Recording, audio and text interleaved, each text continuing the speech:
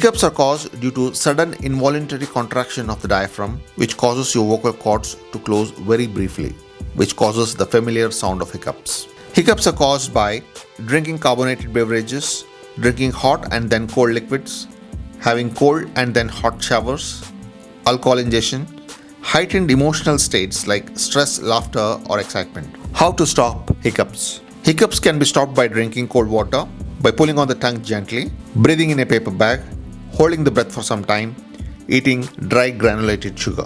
If the hiccups don't stop for more than 48 hours or if it is interfering with eating or sleeping, then consult your doctor. For patients with hiccups for more than 1 month, chlorpromazine 25 to 50 mg orally or intramuscularly is given.